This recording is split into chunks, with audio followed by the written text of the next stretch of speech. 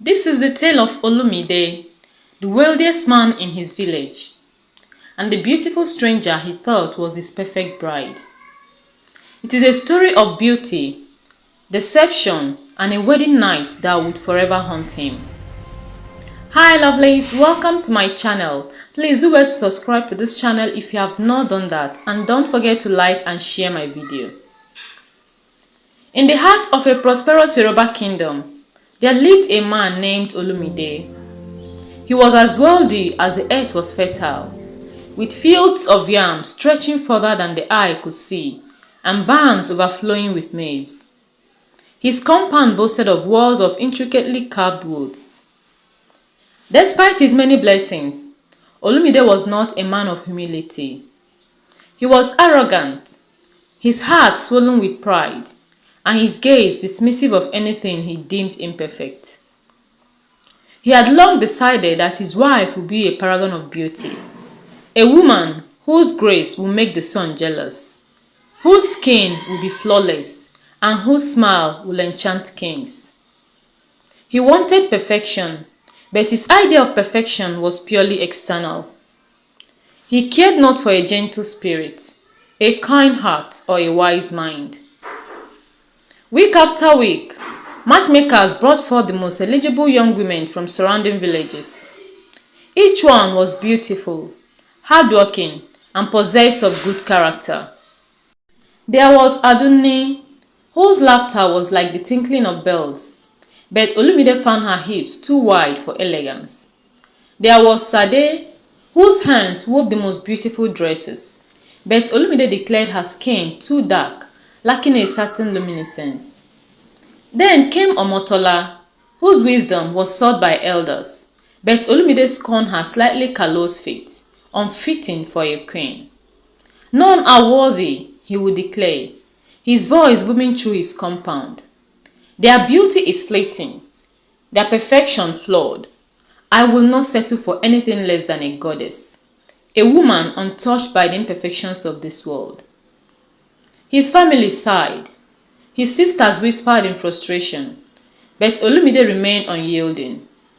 His arrogance blinded him, making him deaf to the counsel of elders, and setting him on a dangerous path. The elders warned him, Olumide, a calabash that goes to the well too often will eventually break. But he simply scoffed. And then one scorching afternoon, as the sun beat down on the village square, a stranger arrived. She walked as if she floated, her steps barely stirring the dust. Her skin shimmered like polished bronze, flawless and unblemished. Her eyes, dark and deep, held a mesmerizing gaze. Her lips were full and red. She was perfection personified, a vision that stopped every villager to look back. Whispers rippled through the villagers. Who is she? Where does she come from? Such a beauty. It was as if she stepped out of a dream. No one had ever seen such beauty in their lifetime. News of the stranger's arrival reached Olumide's ears even before she reached the center of the village. He scoffed, as was his custom. Another beauty? No doubt, he muttered, dismissing the breathless reports. But then he saw her. From here he was seated on his veranda. His eyes landed upon her, and for the very first time in his life, Olumide was truly speechless. His arrogant sneer vanished, replaced by an open-mouthed awe. She was everything he had ever imagined, and more. Flawless, impeccable. He felt a powerful, almost desperate pull towards her. This was the goddess he had demanded, the perfect wife he had dreamt of. He wasted no time, sending his fastest messengers. He summoned her to his compound. The stranger sat quietly before Olumide, who was trying to find fault. She maintained her perfect appearance. She answered loosely, but enough to satisfy his vanity. She introduced herself as Ajoke, a name that meant one meant to be cherished. Her voice was soft, melodic, like water flowing over smooth stones. Olumide, usually so critical, could find no fault. "Where do you come from, Ajoke?" he asked with a gentle voice. "From a far-off land," she replied, her eyes never quite meeting his. "And your family, your lineage?" he pressed, trying to find a flaw in her noble background. "My family is no more," she said with a hint of sadness, "lost to a great sickness. I am alone in this world, seeking a place to call home." Olumide, so blinded by her beauty, barely held the lies behind her answers. He interpreted her solitude as a sign of her uniqueness, her mystery as an allure. He saw no red flags, only the confirmation of his desires. Olumide was utterly in love. He showered Ajoke with gifts of the finest coral beads, shimmering silks, and golden trinkets. He declared his intention to marry her, and quickly. His family, worried by the stranger's lack of known origins, tried to caution him. "My son," his mother pleaded, "do you not know anything about her people, her customs?" But Olumide merely waved them away. "Her beauty is her lineage," he boasted. "Her grace is her custom. She is perfect." The elders, too, tried to intervene, reminding him that a beautiful woman without character is like a beautifully decorated house without a roof. But Olumide refused to listen. His vanity has found its ultimate prize, and he will not allow anyone to stand in his way. The preparations for the wedding began. As the wedding day approached, some subtle peculiarities began to emerge. Ajoke, though always polite, never truly joined in the communal celebrations. She would politely decline food, claiming a delicate constitution. She always seemed to prefer the cooler, shaded part of the compound, even on the hottest days, and would quickly retreat indoors as evening approached. Her smile, though beautiful, never quite reached her eyes, which remained oddly flat, devoid of genuine warmth of joy. Olumide's sisters, ever watchful, noticed these things. "She never eats her pounded yam," one whispered. "She avoids the sun like a bat," another observed. "And have you noticed," a third added, "she never truly sleeps. There is always a stillness about her, even in the deepest night, as if she is merely waiting." But whenever they tried to voice their concerns to Olumide, he would grow angry, accusing them of jealousy.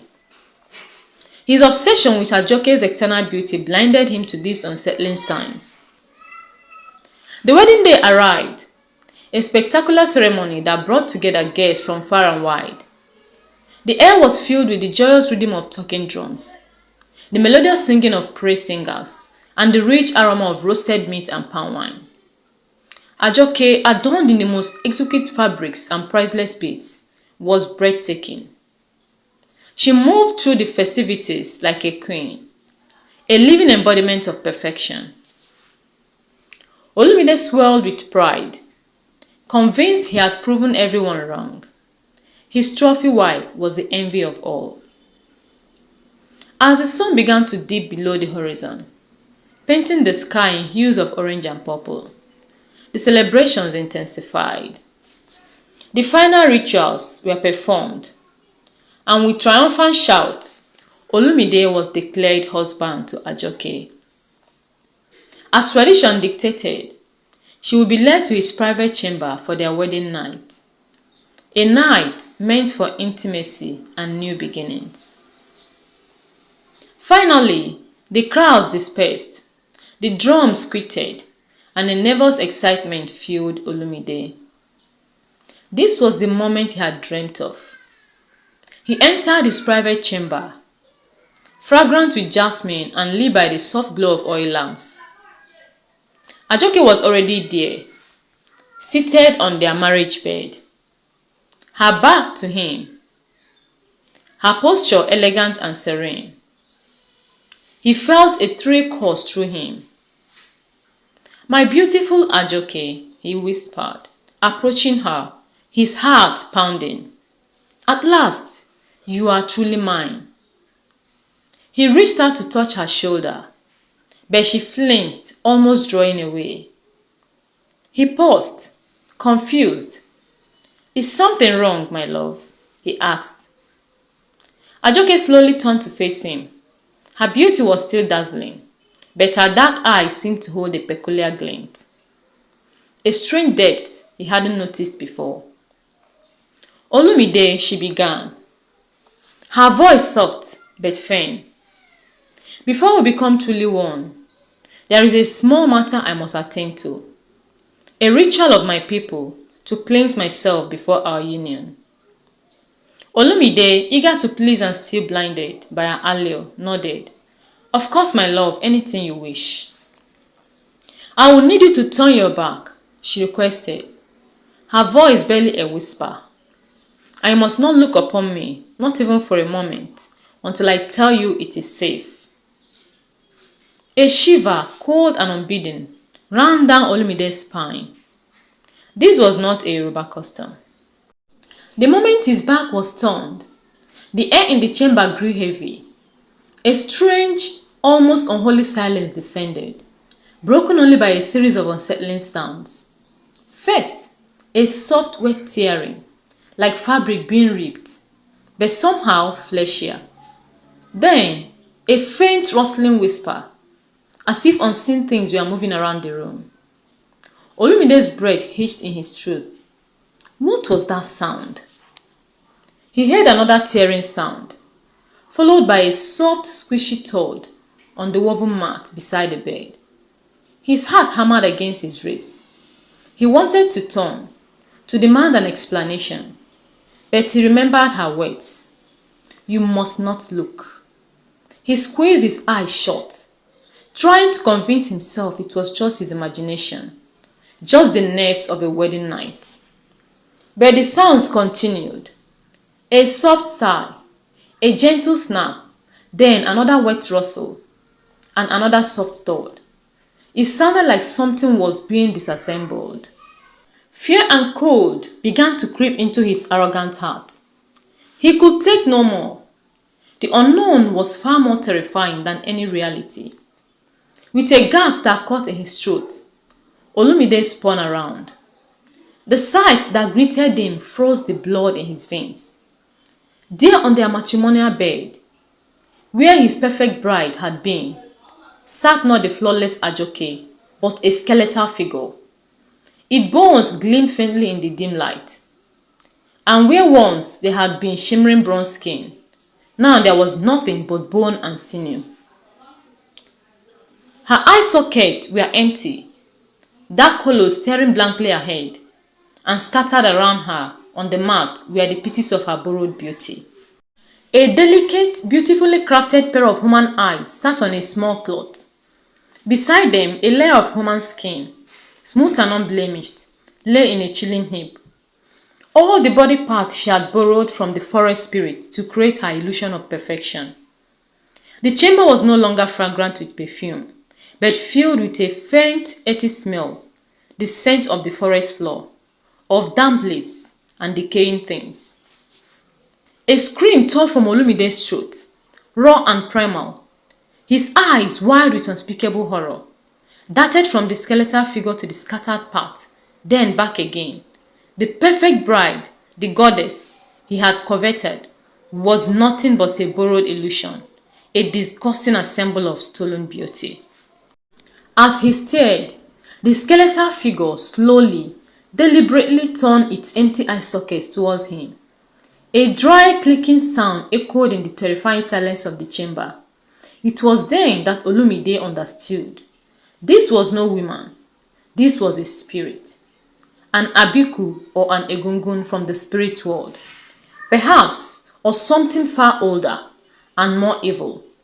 He hadn't just married a stranger. He had married a borrowed facade, an assembled lie, a spirit. Without another thought, his arrogance shattered. Olumide stumbled backwards, knocking over an oil lamp. He turned and fled, not caring about dignity or reputation. He burst through the chamber door, tearing through his compound. His screams echoed in the night, a sound of pure, unadulterated terror. He ran past his startled sisters, past his confused guards, out of his compound, and into the darkness of the village, never once looking back. The villagers found Olumide the next morning, huddled beneath a great iroko tree at the edge of the forest, his mind broken, muttering incoherently about borrowed eyes and stolen skin. He never fully recovered, his spirit too shattered by the terrifying truth he had uncovered.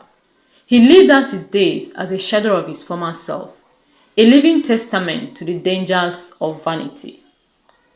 The beautiful stranger, Ajoke, was never seen again. Her chamber, when finally dared to be entered, was empty.